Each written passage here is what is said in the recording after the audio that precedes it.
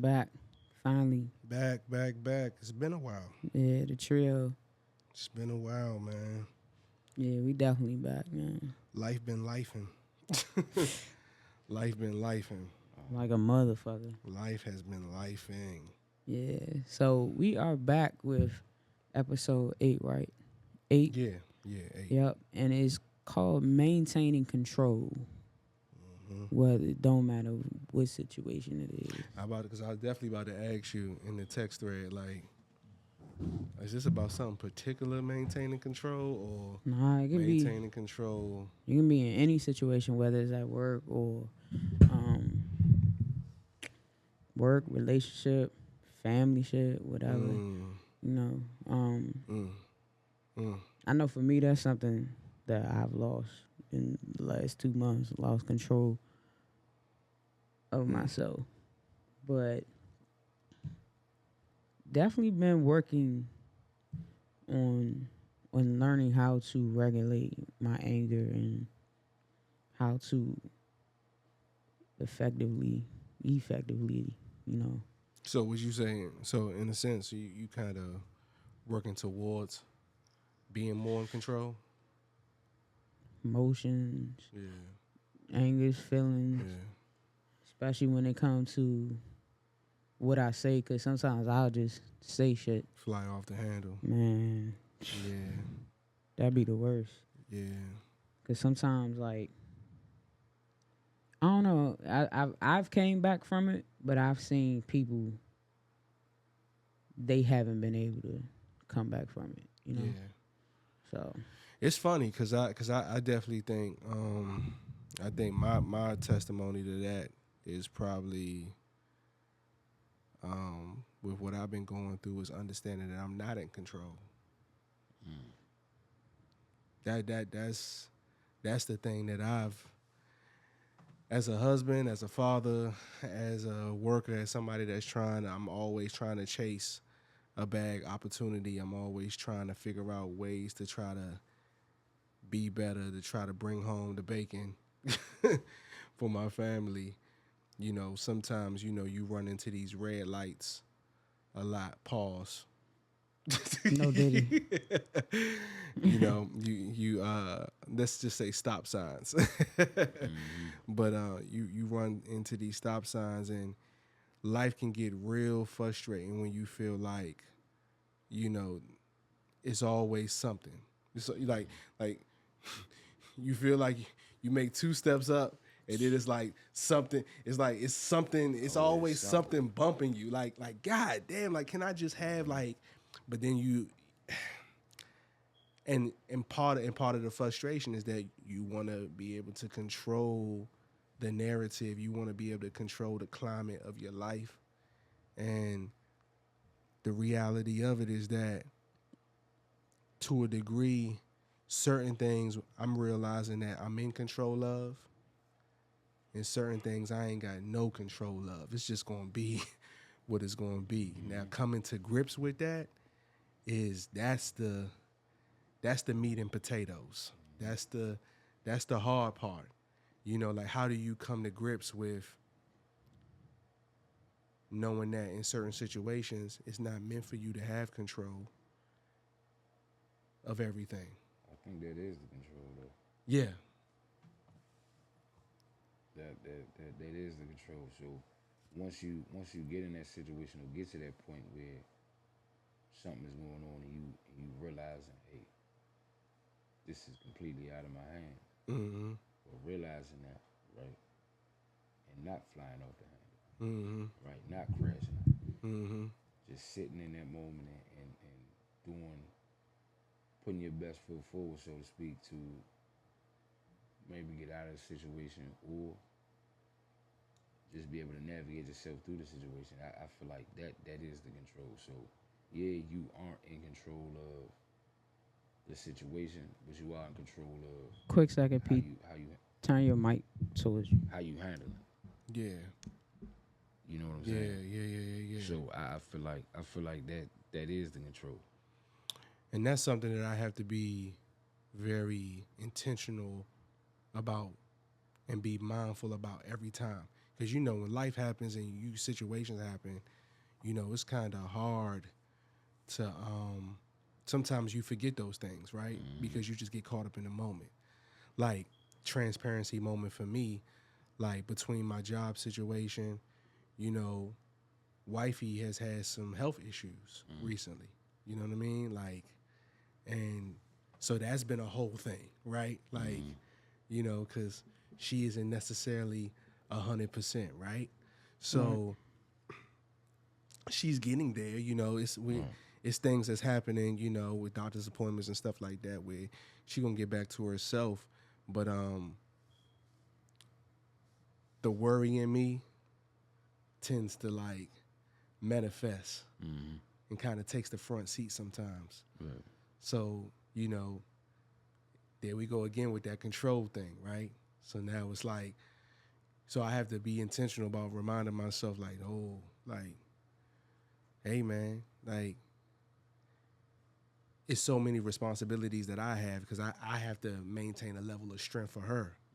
So I can't really, I have to maintain a certain level of control because granted, yeah, I'm worried, but she's the one that's going through it, not me. You know what I'm saying? So and then y'all have kids too, so, yeah, so you gotta be strong for the kids. Yeah, so it's a level of strength that I have to. But remember that post that I posted recently, where I was talking about, Yeah. Yeah. yeah. That's what That's is. what that is. You know what I mean? Like, because people really don't talk about like what that looks like, when you're going through something and when you're trying to be, what does looking strong in the storm, what does that look like? And then and people don't talk about how difficult that is. Everybody just, and that it's easy for people to be like, oh, well, man, you got it, Yeah. Stay strong. Stay prayed up. God got you. Yeah. And it's like, okay, yeah, I know God got me, man, but that don't mean it's not hard. It's not hard, yeah. especially when you aren't seeing.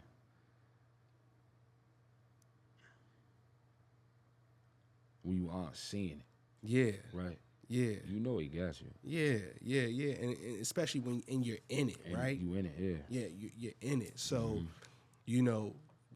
what you said is very true. It's like being mindful that, I have to, the one thing I do have control of is myself.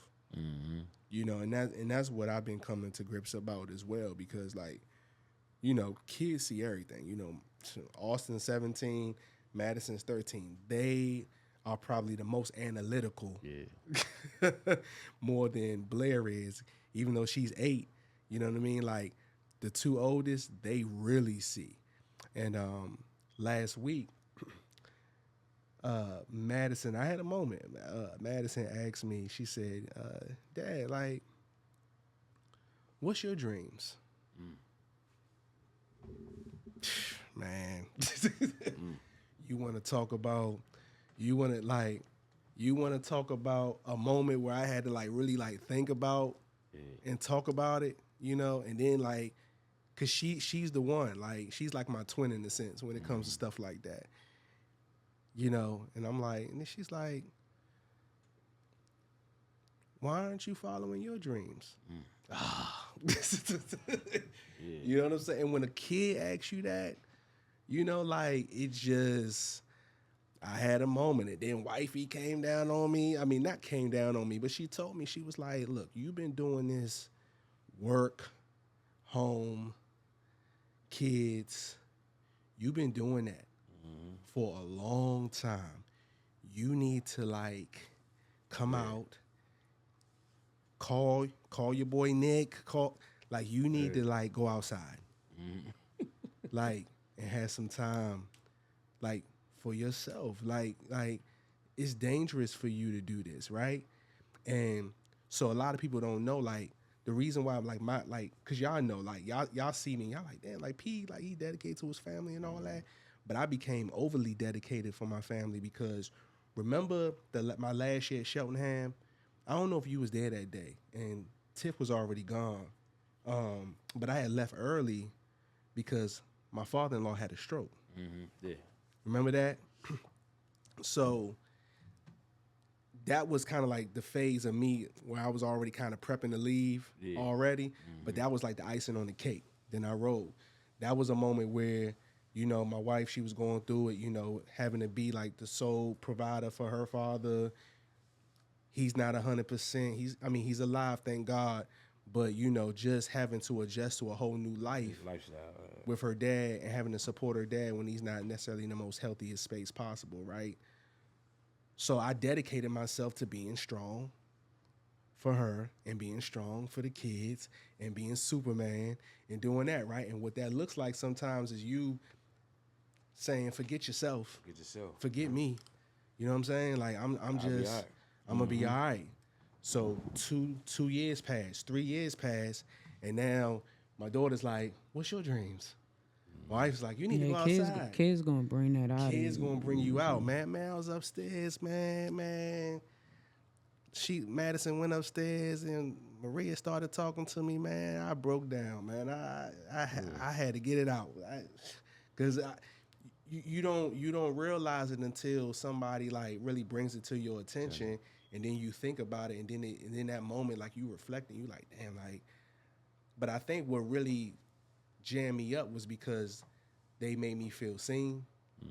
Because men, you know, like we do the work in the dark and don't expect for nobody sometimes to pay attention to us, especially when you're like when you have a family, you know. So that moment where they kind of let you know that you being seen,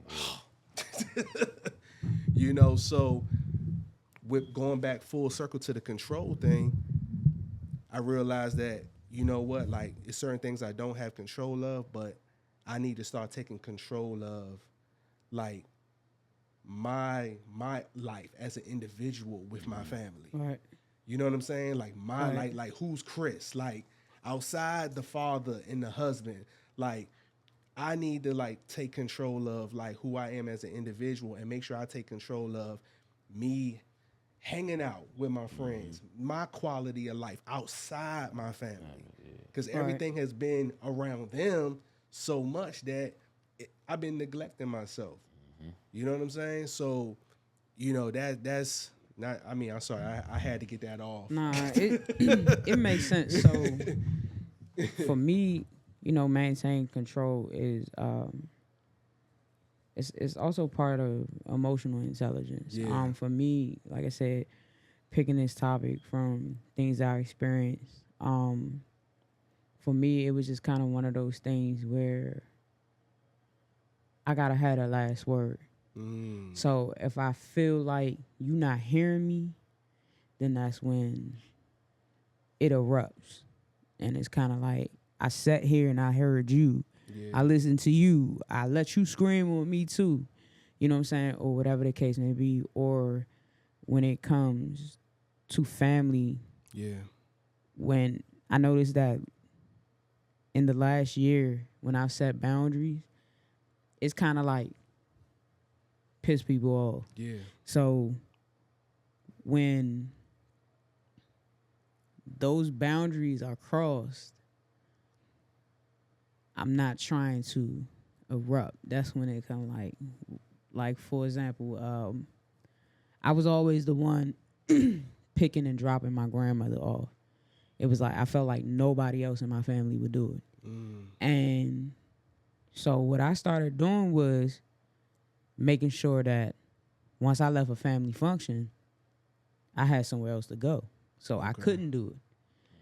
And because I would always put stuff off, like, oh, let me take my grandma home, this and third. Love my grandma, don't mind doing it. But you like somebody else going to do it. But there's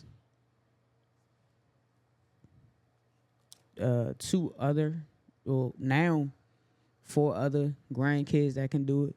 Yeah. Son, daughter, mother, father, whoever. Right? And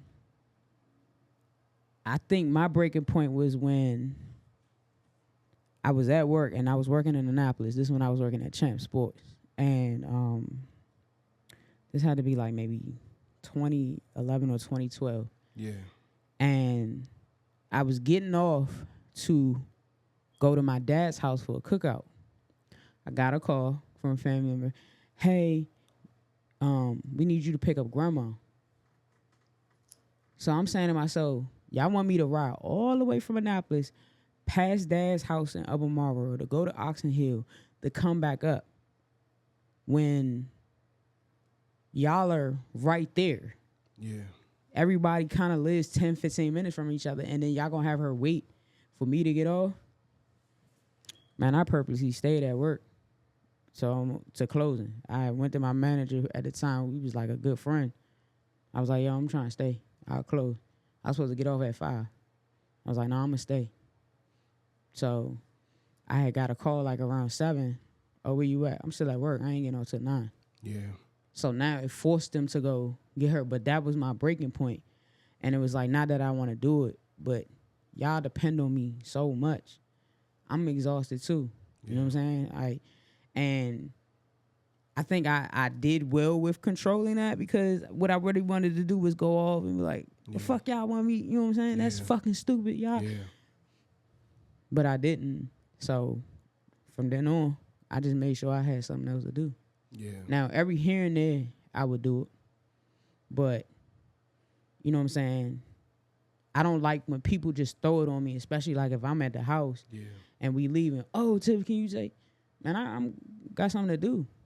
You know what I'm saying? Or why y'all keep, you know what I'm saying? So, but for me, especially when it comes to relationships, when it comes to relationships, I've had 2 situations where I wanted to be heard. And then once I felt like I wasn't heard, temper went on 1,000. Go 0 to 100 quick. Because I feel like I always give people that space, allow them to vent and feel and scream. And then when it's my time, it's always a blockage. So maintaining control is for me, it's been a learning experience, and I'm still learning. But I do have a question for y'all. So once you've lost control of a situation, do you think you can come back from it? As far as family, friends, because if you think about it, some situations can lead to not speaking to the person, or not, you know what I'm saying, or avoiding the situation. Do you think you can come back from it? What you think, P? Really all depends on the situation.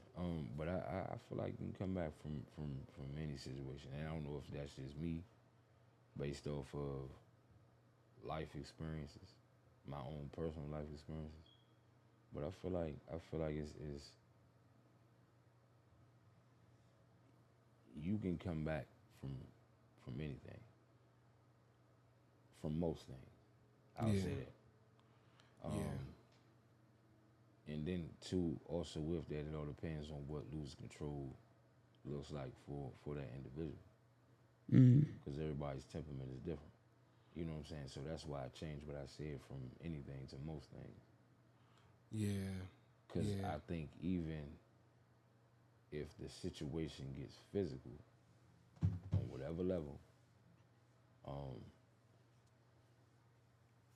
there's certain things, again, all depending on the individuals involved, that, you know, some people more forgiving up than others. Yeah. You know what I mean? So I feel like certain things can be reconciled. Is that what you was asking? Like, is that? Yeah, that makes a lot of sense, because I know for me, I'm more forgiving than others.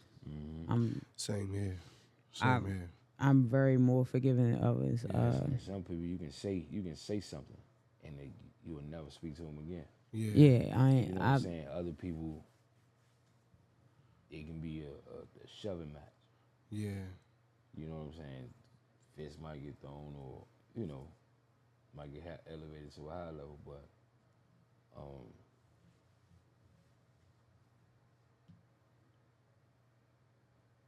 for me now, today, it takes a lot for me to lose control.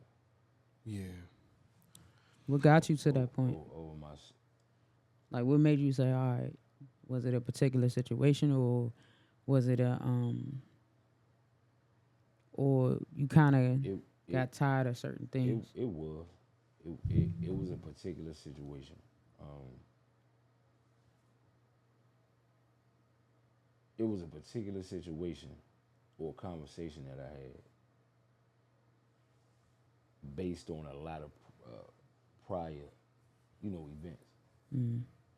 that these particular people didn't speak on, but it all kind of just came to a head at a certain point. Um, Even to this day, I don't feel like those things were valid, but I can't control how something made them feel, Yeah. right? Yeah, that's My facts. actions or demeanor or whatever, how that made it, how that made them feel. So, so yeah, it just took some work. It just took some work, and I never wanted anybody to feel like that around me. Yeah. You know what I'm saying? Yeah,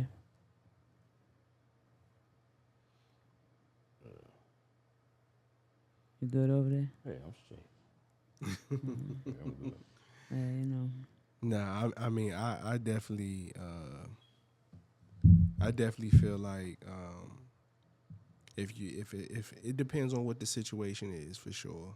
Mm-hmm. Um, but you can, I mean, but if a situation, if I lose control of a situation, or if anybody loses control of a situation, it can work, but it takes multiple parties to be able to have to have a coming to Jesus moment, Mm-hmm. depending on the severity of the situation, right? You know what I mean? Because there's so many various situations that could transpire where people feel like, oh, if this happens, this is the point of no return. Mm-hmm. And I've seen situations where things happen and people be like, man, I'm after everything that we've been through, Yeah. like I'm surprised that, man, for us to be here, like with all the various amounts of situations that we didn't had that just went crazy, and we was able to come back from that, but it just takes a certain type of person. It takes certain type of people to do that, and most of the time, people who are able to come back from situations are forgiving people, dog. So People who aren't as forgiving can't come back Can't. from situations if they lose control, so and it turns into a really crazy situation. I definitely agree with that because like we was talking before we started recording, Yeah, you know, me and a certain individual, we had been through a yeah, lot, a yeah. whole lot in the 4 years. But this, I guess, this one particular situation, it kind of put the nail in the coffin. Right. You know, to be honest, I don't think that me and that person will. How can I say it? We'll talk again one day. Right. I do believe that, Yeah. but I think right now is best. It's best for both of us. But it did have me looking like, damn, we really went through some shit. But Yeah. this one right here, like, whew, like Right. it really it really bothers you and has you questioning certain things or whatever the case may be. But so what else I was thinking? Um, what about when it comes to therapy? How are you all feeling about, you know, therapy, and how do you think therapy is temporary to learning, you know, maintaining? I think depending on the person, I think therapy for some people should be an ongoing thing Mm-hmm. because life is life, and like everybody responds different to their traumas and to different things, and some people need longer time than other people. So I understand why some people would say, "Hey, I got a therapist that I'm just seeing. It ain't no, it's no end time. It's Mm-hmm. just it's ongoing." Then I understand some people, they like, look, this is a situation that I just need assistance with trying to get through. I need some tools to be able to learn how to deal with this situation. You know what I mean? Now, I'm not, I'm definitely like pro therapist for sure because I don't have all the tools in the world. You know what I mean? So if a non-biased person like a therapist can come in and give me some tools or give me some ideas and some perspectives that I didn't think about, where I can address the situation differently, then I'm all for it. You know what I mean? Yeah. I'm definitely all for it. Yeah, that's where I sit with therapy, like when it comes to that. What about you, P? Like I said, I agree. It just basically it all depends on the individual. Yeah. Right. But with therapy and the reason I feel like a lot of people, not a lot, but people who feel like it doesn't work, says it doesn't work because they feel like the therapy is a magic pill. Right? And because you're seeing the therapist, all your problems gonna go away. Right. All of the triggers and all of that shit is gonna go away now. Nah. And I'm glad That's that if they go into the glad- situation. I'm glad that you use the word tools because it kind of it sets up my point, right? If you got an issue in your house, you know what I'm saying, broken window, door, whatever it is, right? You go to Home Depot, Lowe's, Ace, whatever, and get those tools, get the things you need to fix it. Yeah. You can't just come home because now you have these tools. You can't just come home and just set it by the door. And think it's going Or set it by the window. The window gonna be fixed. Nah, it's still some work you gotta do. It's still steps that you gotta take. It's like it's a whole process. It's still what That's you a gotta good do. one. That's a You know what I'm saying? It's still There we go. We ain't heard that shit in a while. it's still work that you have to do as the individual. Yeah, you have these tools, but you have to work these motherfuckers. Yeah, woo, that's a gem. You know what I'm saying? That is you a gotta work gem. these motherfuckers now. So Because like, and I know Tiff, you could definitely relate to this. Like, people don't talk about the process. yeah. So Like, it isn't just like, oh, I go here, boom, I get the tool, and then like you said, magic pill thing. No, My it's therapist- It's steps. steps you gotta do. my therapist You can have every tool correct in- me you on can that have too. every tool in the world. But if you ain't putting if you ain't Yeah. banging that hammer, that nail ain't gonna get where it gotta go. If you ain't, you know what I'm saying, you still gotta do the work. And you have to be disciplined about the tool, About about the steps, right? Yeah. About doing those things, because I've heard I got other friends who go to therapists and they be like, man, my therapist got on me because I was supposed to have did these things and I didn't do them. You know what I mean? And so it's damn, that's yeah, real. my That's therapist, real. my last session, corrected me. She was like, because we were talking about healing, and she was like, "Do you think when you're done therapy or we finally reach a point that you're completely healed?" And I was like, "No, no one's ever completely healed." You know what I'm saying? Like, you learn how to manage things that bother you, but you're never completely healed. Yeah. And But you don't think that means that you are healed from that situation. you can be. Cause whatever it is, right? With whatever, and this is another thing too. If you have a traumatic experience, right? Yeah. Regardless of what it is, that's always gonna be in your brain, right? Right. You can put it as far back as you want to in your mind. You're never gonna forget it. Nah. And there's always gonna be a song, a sight, A scent. a scent, something that's gonna trigger you, right? So healing isn't not having those triggers, right? Or not letting anything trigger you, because that's always gonna happen. You be triggered before you even realize it. That's just how the brain works. To me, right, and I could be wrong, but healing is having that trigger or experiencing that trigger and not letting it ruin your whole day, not letting it put you in depression, not letting it, you know what I'm saying? Now you're healed from that. Nah, like You feel that. what I'm saying? That's what we If you talked look about. at if you look at a cut in any type of thing, you get a cut on your hand. It's gonna be a scar there. That scar's always gonna be there, but it's healed. You know what I'm saying? It's gonna be completely healed, but that scar's still gonna be there. Nah, that's That, what we the talked evidence in about. the evidence in that is So that kind of goes to it's always gonna be there, right? So I think with the whole therapy and things like that, I think people approach it the wrong way. And I'm only saying that, and like again, I'm speaking from experience because I did. I approached it the wrong way. I thought that seeing whoever I saw,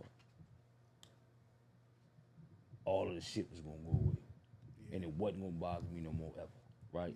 So when I had those triggers, wow, I was seeing this therapy. Oh man, this shit not working. You know what I'm saying? But it comes a point in time where you kind of gotta sit. You because and we talked about this before. 3 o'clock in the morning, you can't call that therapist. You wake up, you can't call that therapist at 3 o'clock in the morning. But you having a crisis. You having an episode. You've been triggered by something. You can't call your therapist. You got you and you got God. And sometimes I'm a believer, right? But sometimes I feel like those prayers just ain't reaching. Sometimes you can't hear his voice, right? Not saying that he's not there, but you're just not in the space, or so it's just you, right? You got to do that work. That's exactly what you got to do that work. me and my therapist was talking about, like, because I was approaching it as I want to be healed from this, and she simply said that you're still gonna have triggers. You just need to learn how to manage them, and when that crisis happens, what it is that you need to do. Like for some people, it's journaling. Like I don't like journaling, so, but also too, like we discussed what could have been a root of my triggers. Like for example, like why is it that I keep attracting these particular women?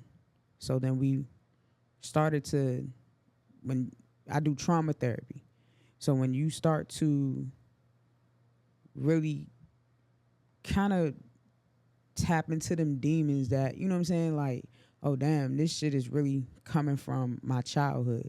What I saw, this is what I saw as love. And, you know, trying to unlearn the things that I saw or that I was taught. But she definitely made that very clear, like, you're going to have your triggers. You're still going to have them. She was like, but we need to find ways for, like you said, 3 in the morning, you having a trigger. I can't call her. I can't, hey, you know what I'm saying? Yeah. What other avenues can we take to manage it so that you're not losing control of this? Yeah. That's one reason why I respect a lot of, you know, especially as I'm getting older now, you know, like when I talk to older people that I know that been through some stuff, I just be trying to dissect their brain, because especially ones that I know that have been through a lot, and they still smiling and they still trucking, and just like it's a level of strength there that I just be like, yo, like, so I'm always just trying to, you know, ask questions and trying to figure them out, because I'm like, you know, you don't, in this life, when it's so much that's beating on us all the time, you don't make it to 60 healthy, striving, you know what I mean, without being battle tested. Right.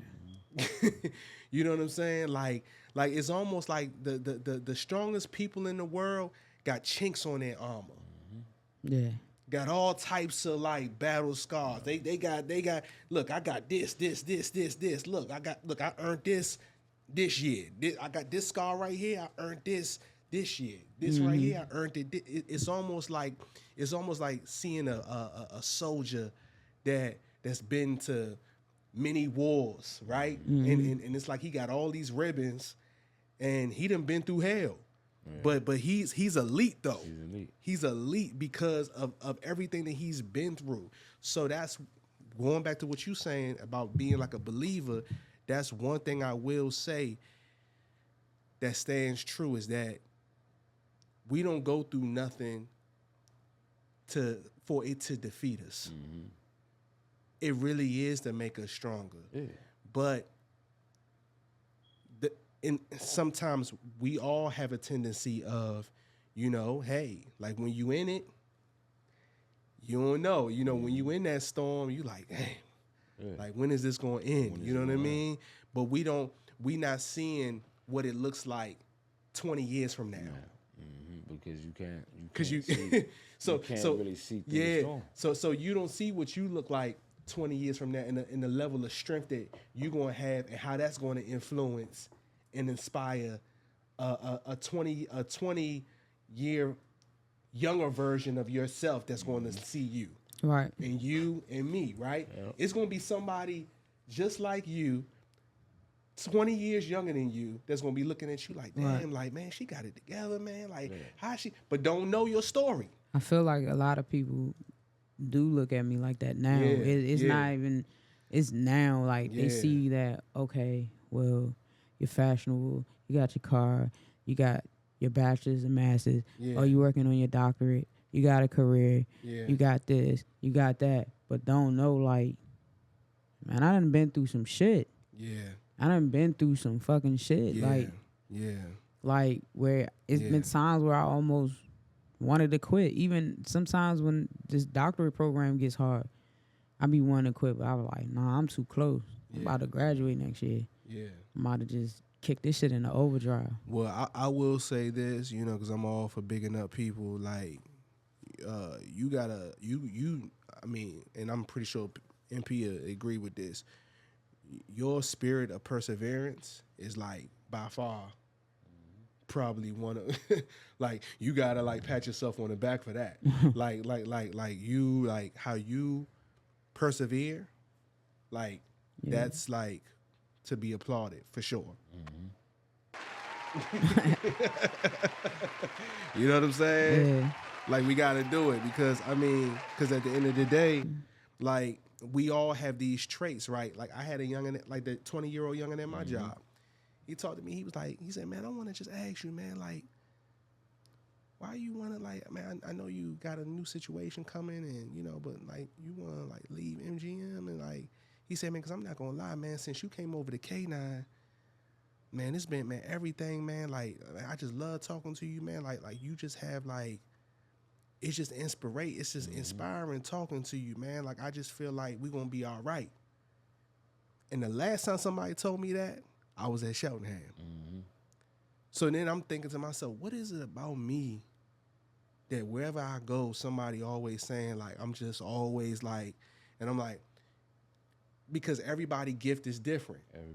Everybody gift is different. Like for me, I'm very, what you see is what you get. I'm pretty consistent with everybody. I don't know too many people that's going to say something different outside about me, but I try to be as consistent as possible, and I just try to be good-hearted wherever I'm at. You know what I'm saying? And now, as I get older, now I'm becoming more transparent with my story so I can start pouring into people that are younger than me. So that's where I'm at now, So I just feel like everybody, like, MP, like, your wisdom is like through the roof. Man, what? like your wisdom, like your wisdom is like through the roof. But what people don't know is that you went through things that allow for you to get that wisdom. Yeah. That wisdom didn't come through. You get wisdom through experience. Yeah. You know what I'm saying? So you could break things down in so many different ways because you got the wisdom. So a youngin' or anybody that not even just a youngin', just anybody that's open-minded enough to take in something, they gonna get something from you because of that wisdom. You know what I'm saying? So it's just, yeah, man, like that's real talk. That's real talk. So, all right. So we're talking about maintaining control. So I'm gonna name some scenarios and things, especially when it comes to the famous people. So the first one at the top of my head is we talking about maintaining control and then also being able to come back from it. Diddy allegedly hitting Cassie. Whoa, wait a minute. Do you think? Wait a Because he minute. lost control. He said he did. But I just Nah. wasn't. Nah, I'm going in. I just We going in wasn't- because we gotta spice this up. You can go over to the top, huh? Yeah, I went to the tippy top. We going to That's the what top. we doing. Yeah, The at top the top of the mountain. At the top of the Working mountain, and then our I'm way gonna down. work the way. I'm gonna Working, work okay. the way God, down. Lee, okay. I'm gonna work the way okay, down. Okay. Huh? We scaling the motherfucker. Yeah, no. We coming back down. We, you got the parachute. Oh, Poof, you man. jumping. Oh, we Oh, jumping. We man. we not analyzing them. We jumping straight out the plane. Like, Whoa. No. so you don't think he come back? No. There's nothing he could do. There's nothing he could do for me. So I'm gonna tell you something. It's he's excuse me. It's nothing that he could do to come back as who he used to be. Yeah. If let's just hypothetically say he was to come back, he would have to rebrand as something totally polar opposite of what he used to be. Dr. Umar said a pulpit pimp. He would literally have to go into somebody's church and had to say that God changed his life and go that route. Put that up. But You think people gonna believe that? But the problem with that Because is his that- control that he lost, that shit was ridiculous. But that's the problem. The level of conviction that it would take to be able to persuade people in a situation like that, it would just like it would take a lot. It would take a lot. especially in that situation, because I'll give you another example, or ask you a question that's similar. Did Chris Brown ever come back from doing what he did to Rihanna? My opinion. Okay. He came It's back. hold on, it's two things for me. Musically, yes. Musically, because everybody when it first came and nobody wanted to support his music. People were taking it off the radio. This when CDs was being hot and sold, people was pulling his CDs off the shelf. Musically, yes. Personal life, no. Because it's a dark cloud that hangs over him. And me personally, I feel like some of the women that he date, this is just my opinion, I feel when they want to be mad at him, they throw allegations out and they try to tarnish him like, oh, he's still whooping like Karuchi. Yeah. And so again, he never was able to come back from that. So to add on to Tiff, so He never was socially, able to come back from that. right? So because he was the golden child, Right. his perception was like the golden child boy, like the protege of like a young Michael Jackson. You know what I'm saying? With the dancing He and all never, that. If that shit never happened, The talent- endorsements. the talent, they snatched every. He hadn't Yeah, had endorsements yeah, since then. yeah. He still hasn't. yeah. Right. Yeah. And at the time, he had Pepsi, Gatorade, and I think it was another one. Yeah. All three of them. Yeah. gone. So when we're talking about the social perception aspect, he never came back. It's like they still see him as, okay, yeah, he makes good music, but it's that. It's okay, he makes good music, but he's the guy that hit on Rihanna. So And people still bring it up to this day. So part of that rebranding from him was, which was smart on his end. He kind of took on that bad boy. the bad boy and just like, all right, okay. So he came back. I'm going with it now. He came back from losing his control by being the bad guy. Yeah, and really taking control of the situation and what it was. Because at this point, people's perception of you is what it's going to be now. So it's either you try to go against that and try to still be something, or now you kind of give into it a little bit and change the sound of your music. Because if you notice, after the Rihanna situation, Chris Brown started going on that music. Yeah. The content, hey, look. Yeah, I think musically, hey, I look. think musically when he lost himself and you know whatever transpired, because like I said, the only people that really know what happened in that car that Yeah, day is him yeah, and her. yeah, You know what I'm yeah. saying? But Yeah. but I recently seen the interview, right? She's been to this man's concerts, right? And he was talking about what was going on. You never seen his face, never seen his mugshots, or not mugshots, but you never seen no pictures that she was whooping him as much as he did her. Yeah. And That was gonna be in the my next interview, question, too. He only did it. They're driving. She's grabbing the wheel. She's trying to take the key out of the ignition while they're driving. Yeah. So at that point, what do you do? Because as a man, right? As a man, if I'm in the house, right, with my woman, something happens, she mad, she get to swinging or doing whatever. I feel like I can always get myself out of that situation. I can always remove myself out of that situation, right? But if we're driving in a vehicle, That's you're different. yanking on the wheel, Yeah. you trying to kill us, right? That was gonna be my next question to you though too. You trying to kill us. So what am I to do? You know what I'm saying? Do I stick to my morals, right? Don't put your hands on the feet, cause there's nothing I can do. Like I say, in this house, I can back door, that door. I can grab you. Look, stop, calm down. Yeah. You know what I'm saying? Yeah. But when we're in a moving vehicle, That's really different. it's different. Yeah. Whole different Right? environment. It's different. So you go into survival mode. Yeah. You go into survival, and that's kind of what he was talking about, and that goes back to what we were talking about earlier. Is it depends on the person and the situation, as far as coming back, being able to come back from things. Yeah. Because she's been at concerts with him. They've hung out. She never really spoke on it. You'll never hear her because she knows. I don't think I've heard any interviews where she's really talked about it. Because if she's being honest with herself, and I hate to use this terminology in this situation. I hate to say she brought provoked it. She provoked it. She provoked it. I'll say it for you. She provoked it. She provoked it. And that was gonna be my question to you. Like, so if a person is losing, so I think that was one of the things that I wrote down too. What happens if a person is being provoked and they lose control? And you kind of like you said, survival. Like I've been in that situation where a chick try to grab the wheel, and unfortunately, I hit her. Yeah. Cause I'm like, yo, you gotta chill out. But it was like, all right, bet. You know what I'm saying? Cause when you driving, you not only putting my life, your life, but the drivers. Because you know what I'm saying? I gotta explain. Let's say something happened. I gotta explain to the cops how I ended up from lane 1 over to lane 5, and I injured 4 or 5 other people, and I gotta explain that to my insurance company.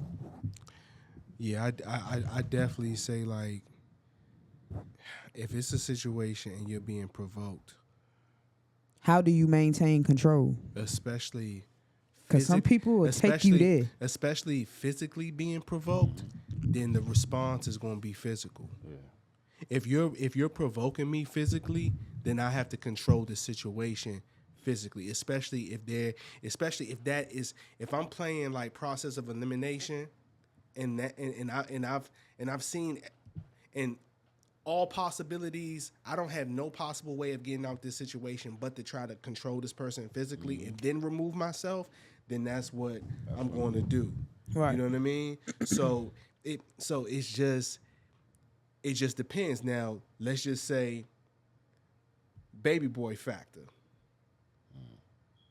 Right? The movie? Yeah. Remember when she provoked him? When they was inside the apartment? Yeah. And then he backhanded her. Like you said, with that situation, I got 100% confidence in myself. I'm always gonna be able to get myself out of that situation, because even if a woman was to And I've dealt with women that use their hands when they get mad. Yeah. I've dealt with it. Yeah. But I know me and I know what I'm capable of, right? And you didn't hurt me. You smacked me, you grabbed my face, you scratched me. You didn't hurt me. I'm not hurt behind that. Right? Physically, I'm not. My pride may be like, damn, this bro just smacked this shit out. You know what I'm saying? And that's when what you see. You said a good word earlier, emotional intelligence. That's when all of that stuff comes into play. Yep. That's when all of that stuff comes into play. Because emotional intelligence, a weak-minded individual. I'm a man, a weak-minded man, right? You didn't hurt me. That little smack, boom. All right. You scratched me, I'm bleeding. Okay. Me, as far as me, another man is only going to react in that same way because his ego is hurt. His ego was hurt more than his physical body is hurt. Right. So now he gonna inflict. So he gonna inflict pain on him. Yeah, he's gonna try to do that, and it ain't really worth it. Nah. It especially as a man, right? If a grown ass man put his hands on me, That's all different. That shit is That's out the window. different. That's different. All that shit is out the window, Yeah, right? that's different. But a woman, you gotta kind of you have to take that into consideration. And especially like matters of the heart, right? Because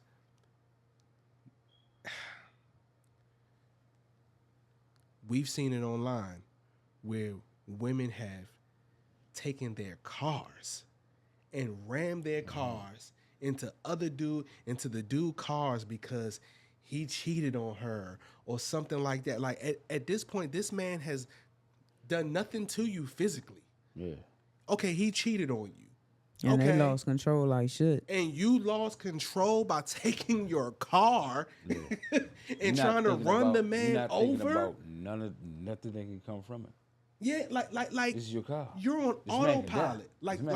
die. You're on autopilot. Like green light. I'm going to ram my car into your car. Mm-hmm. You know what I'm saying? Fuck both our cars. Or just a couple years ago, like you said, a couple years ago, the lady, I think it was in California. The lady, I think her boyfriend might have cheated or did something, and she just got in her car and gunned it straight through the intersection. She was going 100. Oh yeah, I seen that. 109 miles an hour through an intersection. And killed all them people. She ain't died. But she killed people. Though. Yeah, It that was was a the person. the big one where a dude, and he was and it broke my heart. A dude, Pumping gas. another dude was taking his girlfriend to their baby. She was pregnant, and they was taking, and she killed both of them. Damn. And then another dude was pumping the gas because And he the said car the exploded. baby. He said he pumping gas. He heard the explosion, and a baby landed. Boom. You know what I'm saying? And she, because women operate off emotion. Yeah. We do. Women operate off emotions. So if you hurt me emotionally, I'm You gonna hurt you definitely do. physically. I'm gonna hurt you, and it might not even be. They not necessarily. That's not the process, but you hurt me emotionally, I'm gonna hurt you. And a lot of times it's just in the moment, right? Yeah. Because speaking of videos, the last video I saw like that was a dude, he was asleep, and the girl had like a skillet, and he was asleep, and she went, dog, all you heard was, ding, I'm tired of you cheating on me, I'm tired of you cheating on me, dog. She hit him like a good solid time with a whole skillet, with Bro, a whole iron skillet. You could kill somebody You like can that. kill Like somebody you can kill somebody with a skillet. What the fuck? Like it's just crazy. Like, and the thing about it, if it went legal and they went to court, she could get attempted murder because what they're going to look at is like, okay, this is premeditated. If this man dies, right, you can get like first degree, right, because they're looking at it like, oh, it's premeditated. Like you went in the kitchen. Because 9 times out of 10, he sleep. Yeah. So he ain't able to brace himself for that Right. impact. And You went in the kitchen, got a skillet, and went in there knowing that you was going to hit him over top of the head. And 9 times out of 10, he right back with her though. So but yeah. So I didn't. Nah, speaking of, I'm gonna give you a story. I heard a story with a shorty told me, and this scared the shit out of me, right? Because it scared the shit out of me. She was like, "Yeah, man, you know, I was." She was dating this girl. They was engaged. I guess shorty said she was going to the store. She went around the way and was sucking and fucking on a nigga, right? oh my So, god. Oh my god. you know, shorty kind of antennas went up. You went to the store, but you ain't come back with no groceries, no nothing. Shorty said she hopped right in the shower. She said she hopped in the shower, went through her phone, and seen that she was with the nigga that she was sucking and fucking. Oh man. She said she became sick, threw up all that shit. She said as soon as shorty came out the bathroom, dogged her shit. Wow. Sent the bitch to the hospital. Wow. And I was just like, oh wow, remind me never to cheat on you. Yeah, man. And it ain't, I won't trust and believe it'll never be with a nigga, but Yeah, if you, I don't care, like, but I think too, when it comes to jumping off subject, but staying on topic, Yeah. our community is different. You know what I'm saying? So, cause I would, man, I would feel the same way too. Yeah. Because you out here fucking with this nigga, sucking this nigga, and bring, you know what I'm saying? I don't know what that nigga's doing. Yeah. Yeah. And you bringing that shit back to our bedroom. And I'm gonna have to wreck you too. And look, and don't get me wrong, right? Even as a man, and I don't know, MP, if you could kind of feel me on this. Don't get it twisted. Like, if a woman cheat on a man, it ain't that. It probably crossed his mind to put his hand around her neck, but it's not necessarily because he's hurt. It's more because he feel disrespected. Because and I think even for women too, I think it kind of go both ways. But I think it'll come later on that they feel disrespected. Yeah. But if I'm dealing with a woman and she tells me, or I find out that she's cheating, I'm hurt. Yeah. I'm going off, we emotional, like, and then once then it's like, oh, this bitch disrespect, bitch, I did this, that, and the third for you. For men, it is just the disrespect out the gate. Because now it's like, yo, like, so you won't even respect me enough. A man will respect a woman enough if she just fade to black. Be like, look, I just don't want to do this right now. I want to see somebody else. Cool. I'm gonna say cool, right? Well, it might be a little tug of war just to see if she's serious about like but that's it. But to go out and let a nigga do that to you, you know what I'm saying? Because from what I've heard, I don't know how it is for y'all, but I've heard, like, Lord, I've heard a male friend of mine tell me, like, he was like, when he found out that his girl was cheating, he said, like you said, it was disrespect, and then it was kind of like, damn, another man up in my woman, and it was just having like, his way. Yeah, and then I'm doing this and that, and I'm, you know what I'm saying? And don't cheat. And you got kids and they not his. I'm babysitting your kids and playing daddy, stepdaddy, and loving, and you out here doing that? Because men are very territorial, and if you don't think for a second, it's niggas out here. I mean, come on, man. Like, we came up with niggas like this that, like, niggas look at you like a sucker. Like, nigga, I got your girl. I got you. Yeah. Wide open, doing some shit that she probably ain't doing to you. You know what I'm saying? It's so... Or doing exactly what she doing to you. Or doing exactly, you know what I mean? Like so it's a little ego in that too. It's a little ego in that. It's a lot of ego in that. But it's a lot of respecting, and that's why I was looking at something recently where they were talking about relationships and gender roles are gender roles, but it is some truth to the fact that a lot of men really do operate out of respect when it comes to like how they see, because I know I am like I'm big on like that respect. I'm big on like, okay, you see this nigga as just a coworker / friend or whatever, but you don't know like his intentions are blah blah blah blah blah blah blah. So if you move this way, then he's gonna take an opportunity, and this could be disrespectful towards me because he's gonna see that as an opportunity. But sometimes we've all been there, right? Sometimes women can be, or partners could be naive. No, he ain't like that. He just my coworker. He just nice as shit. You know what I'm saying? Don't worry about it. He cool as shit. Nah. Now, he trying to hit you. He trying to hit. You know what I'm saying? And you're catering, you being all nice. You giving him all the going listen, right. I think I can agree with that. I don't think it has to do with gender roles, No, but right, I've been in situations where I'm like, all right, that nigga tell the nigga fall back. You know what I'm saying?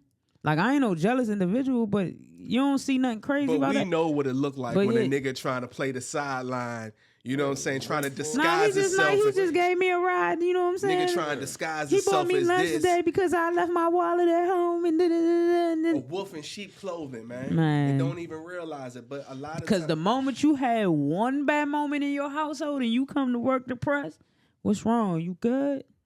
Let me talk to you. You know what I'm had a saying? hard day. Let's go out You know to what I'm happy saying? hour. Let's go out have a drink. I know, because I've been that.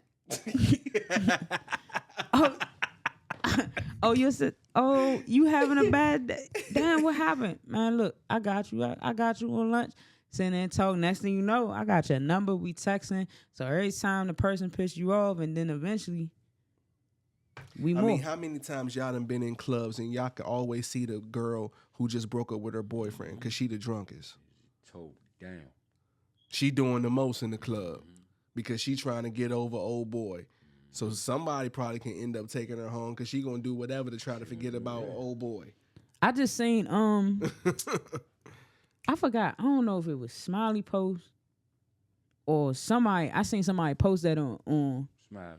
I know exactly what you're talking about. on Facebook. You said venting to me about your boyfriend. Yes, it was him. I was hollering at that. I'm like, bro, you wild as shit. But it's true. But it's true. And that's true. And that's even a form of losing control, right? That's a form of losing control, bro, or not possessing emotional maturity, right? To the point where like now you so hurt, you about to go out here and just be anything. And it's something that can probably be fixed. Yeah, it's just a conversation, or maybe take a space to analyze the situation so that you can not, you know what I'm saying? Because our generation, unfortunately, it's like, okay, one thing go wrong, we out. Yeah. Or you know what? That don't work. Go to the next. Go to the next. You know what I mean? And I'm guilty of it. You know what I'm saying? Plenty of times. But, I also believe it takes two. Yeah. So if because I've been in situations where I've pushed and I'm like, all right, I'm doing the best not to step out on you, and I got a couple hoes. And then you say F it, and all right, so now, and then of course when they find out, I was trying. That's why I'm so happy I became so wise now, because now I think before I pop my lips and say the wrong shit. I know I'm to the point now where I know, like, if me and Marie have a disagreement about something, I know that I could say something that could send this conversation over there, and it might be something that I want to say. But like because I just want to be like petty, you know what I'm saying? Like I just want to but I'm like, I got to look at the bigger perspective, and the bigger perspective is creating peace. So you gotta be careful. I'm not doing no low blows. You gotta be careful. No low blows. Listen, you gotta be careful and try to send low blows, because if she sent one back, it might fuck That's you what up. I'm saying. And I had That's what I'm we was saying. talking about it earlier. I had somebody try to low blow me and send me videos of their new relationship and shit. And so they thought it was gonna send me and make me mad. I was like, what the fuck? I get to laughing. So I sent some low blows. Oh, you been doing this the whole time. Oh, you mad now? You mad? You know you was trying. Sick. You're sick. You're sick. Listen. No, you're sick. You try to You're sick, dog. Like, oh, they try to send me. so let me ask you this, because I mean, at this point, it is what it is. So this video, can I ask if this video was explicit content? Nah, it wasn't explicit content. Now that I won't do. It was videos of me hugged Just up, bunned and kissing, bunned up, kind of Okay. like what they sent me. But Okay. they didn't know that I was doing this, so it was like, oh, I knew you was doing this. You never cared. I'm like, but you sent me videos trying to send me over the edge to make me mad. And in reality, I'm sitting there, I'm like, oh, this is cute. Yeah. Oh, Yeah. she got you balloons. All right, let me show you what I'm doing that you wanted me to do. Sending pictures of me massaging feet. And yeah, she was sick. Oh, well. What a way for us to wrap up. Yeah, I mean, Control. you tried to send it over the edge, and it didn't work. But you know, it is what it is. It is what it is. So, I guess that's it for us, because you know we analyze different things. Where we at on time?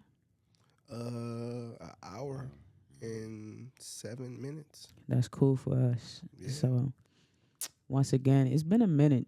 It's definitely been a minute, and I felt like the energy here, like everybody was definitely like everybody in life. Mm-hmm. yeah, Everybody definitely in life, Yeah. for sure. Like in the brunt of life. yeah. And You know this what I is mean? what you get, but it's raw and authentic. It's who we are. Is I think that's what makes us a great trio.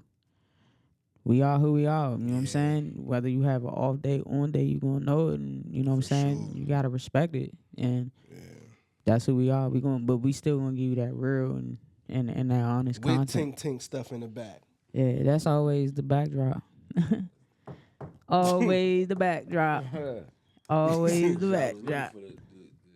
Oh, Oh, the note? ships. Oh, Well, you know what she ain't tripping right now because and then she lost the tooth, so she got some money from the tooth. and then we fairy. ain't been here in a She while. got some money from the tooth fairy, so she Okay. ain't she really good. tripping. Her But she pocket's lying did right now. Yeah, she did see me setting up, and she was like, "Daddy," she was like, "Your friends coming over?" Oh, she was trying to pocket us. I was like, "Yeah," but she ain't say nothing. You know what I'm saying? But now I can't bury gifts. It's your Uncle P, because her birthday had passed a while ago. I was like, do she like Barbies? Like, I gotta get her something, you know. So I ain't have to pay for the chips. So you on your own. I'm like, hey, remember that Barbie? But nah, you know, we gonna end it as the crew. You know what I'm saying? You got P, Porter, and me. This is it, y'all, man. Yo, peace out. It's easy for us. Yeah. Damn, I'm all off. I ain't got my music going. It's cool. We getting back in the groove with things. It's gonna take a time. We was in the off season.